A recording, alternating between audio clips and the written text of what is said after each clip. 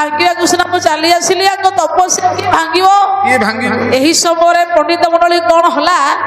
जगत जननी आदि शक्ति माँ भवानी आज्ञा मेनांकर मुखरू निश्रुत बाणी परामर्श को स्वीकृति दे आसी भगवान शिव पाखे पहुंचले पार्वती रति कंदर्प चिंता कले गोटे नारी आ पुरुष पाखे मो सरटा काम कर पार्वती शिव को तपस्या करुछंती माने अर्पण करी ताकू सेवा करुछंती माने एतिकी बेले सर मारी माँ पंडिते त्रयंबक मोहिनी शाकंभरी शिव पाखे आसी पहुंचले बोले ऐगिरी नंदिनी नंदित मेदिनी विश्ववी नंदिनी नंदन गिरिवर मध्य शिरोधिनी वासिनी विष्णु विलासिनी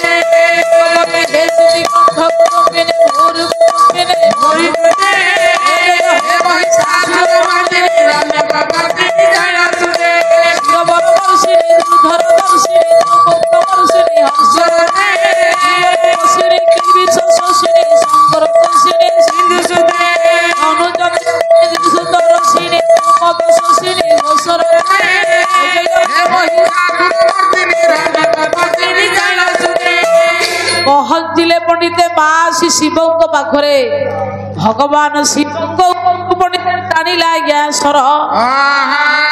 माइले कंदर्प सर आज्ञा तप परामर्श विद्रुत मने मुखस्य स्फुरनिर्ति सहसा द्रुतिया अक्षसागृशानि किलो निर्पपात जेते बेले भगवान शिव उपरु आकर्षण टाणिला आज्ञा सर कंदर्प देवता माने तो पठाई छथि कंदर्प को आज्ञा स्वर्गर अंतराल मध्य लुकायित होइकी चाहि छथि देवता ने डाकिले प्रभु क्रोध प्रभु सहरे सहरती जावत क्षीरते मरुता चरंती जावत सह भैरभाव नेत्र जन्मा भस्मावशेष मदन जगार शिव को पंडित आज्ञा तपस्या भांगिबा पई निजे कंदर्प तुहा को तुहा सर मारुथिले देवता मन रक्षा कर क्रोध संहरण कर प्रभु बोली रक्षा कर डाकिला बेल को शिवकर तृतीय नयनरु सर निश्रुत होई सेत बेल को कंदर्प को पंडित जाली देला हे लेखिले कालिदास पुनरे बिहला पशुदालिंगन धुस्तर स्तनी विकीर्ण विकिलाप मूर्धजा दुखानी पूर्वती स्थली रति पंडिते भूमिष्ठ हो मूर्छित हो गले बोले स्वामी विरह मुला बंचीबी स्वामी चलीगला कौन नारी कौन अस्तित्व रहे हे मोर पंडित मंडली गोटे नारी की सुहागिनी कह जाए सती स्वाति पतिव्रता कह जाए स्वामी थी नारी की समस्ते सौभाग्यवती कहती जगत मते कलंकिनी कदर्य कथा कह ए प्राण रखी किछि लाभ नाही भूमि पर गड़ी पड़े पंडित रक्ते बंध भांगी गले चलिल ए जी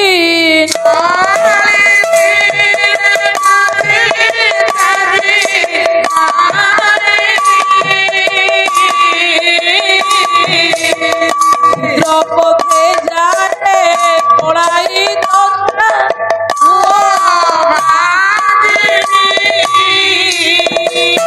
बंध भांगी गला परे नदीर जल पंडित अस्तित्व हराई बसे नदीर शोभा सेतिकी बड़े बढ़े जेते बेले नदी भितर पंडित जल रहे बसंत ऋतु हे मोर पंडित मंडली चलीगला पत्र मानकर अवस्था जहा हुए वर्षा ऋतु चलीगला नदीर अवस्था जहा हुए स्वामी चलीगला स्त्री अवस्था से सेतिकी नुह हे मोर पंडिते ନାରୀ ସେତିକି ବେଳେ ସୁନ୍ଦର ଦେଖାଯାଏ ତା ସ୍ୱାମୀ ଥିଲେ ପାଖରେ କାନ୍ତ ଲାଗି ସିନା ସୁନ୍ଦର ହୋଇଥାଏ ନାରୀ ଚାଲିଗଲା ପରେ ସ୍ୱାମୀ ତାକୁ କଣ ସୁନ୍ଦର କହନ୍ତି ନା ରତି କହିଲେ ଜଗତକୁ ମୋହିତ କରେ ମୁଁ ଆଜି କିନ୍ତୁ ବୈଧବ୍ୟ ଯନ୍ତ୍ରଣା ପାଇଲି ମନ ମଧ୍ୟରେ କାନ୍ଦିଲା ବେଳେ ମା ପାର୍ବତୀ ଚିନ୍ତା କଲେ ଜାଗାଟାରେ ଆଉ ରହିବା ଉଚିତ ନୁହଁ ନା ମା ପାର୍ବତୀ ଆସି ପଣ୍ଡିତ ହିମାଳୟଙ୍କ ରାଜ୍ୟରେ ପହଞ୍ଚିଲେ ପଲଙ୍କ ଉପରେ ଶୋଇଛନ୍ତି ପାର୍ବତୀ ପାର୍ବତୀଙ୍କ ପାଖରେ ନାରଦ ଯାଇ ପହଞ୍ଚିଲେ ସନ୍ଥ ତୁଳସୀ ଲେଖିଲେ ଶମ୍ଭୁ ସମର୍ଥ ସହଜ ଭଗବାନ ଏହି କଲ୍ୟାଣ ସବ ବିଧି ବିହାର ପାର୍ବତୀ କି ଆଜ୍ଞା ବୁଝେଇଲେ ନାରଦ ହେ ପାର୍ବତୀ ଭଗବାନ ଶମ୍ଭୁ କହିଲେ ଶିବ ସମସ୍ତ ସମର୍ଥର ପ୍ରତୀକ ଅଟନ୍ତି ତମେ ତାଙ୍କୁ ବିବାହ କଲେ ଜଗତର ମଙ୍ଗଳ ହେବ ଶିବଙ୍କୁ ତପସ୍ୟା କରି ତୁମେ ତାଙ୍କୁ ପ୍ରାପ୍ତ କର ନାରଦ ଏତକ କହି ଆଜ୍ଞା ମେନା ଆଉ ହିମବନ୍ତଙ୍କ ମୁଖରୁ ପରାମର୍ଶ ମାଗିଲେ ମନା କଲେ ହିମବନ୍ତ ଗୋଟେ ସୁନ୍ଦର ଫୁଲ ଉପରେ ଭ୍ରମର ବସିପାରେ କିନ୍ତୁ ଯଦି ଫୁଲ ଉପରେ ପକ୍ଷୀ ବାସ କରିବ ସେ କଣ ରହିବ ଗୋଟେ ମଲ୍ଲି ଫୁଲ ଉପରେ ଗୋଟେ ଭ୍ରମରୁଟିଏ ବସିଲେ ମଧୁପାନ କରିବ ଯଦି ମଲ୍ଲି ଫୁଲ ଉପରେ ହାତୀ ବସିବ ତାହେଲେ ପଣ୍ଡିତ କଣ ହବ ମନା କଲେ ଯେତେବେଳେ ହିମବନ୍ତ ମେନାଙ୍କ ମୁଖରୁ ସ୍ୱୀକୃତି ପାଇ ଜୟା ଆଉ ବିଜୟା ଦୁଇଟି ସଖୀକି ଧରି ସେଦିନ ଆଜ୍ଞା ପାର୍ବତୀ ତପସ୍ୟା କରିବା ପାଇଁ ବାହାରିଲେ ଭାଗବତ କହିଲେ ତପସ୍ୟା କଲେ ପାର୍ବତୀ କେମିତି ଶୁଣେ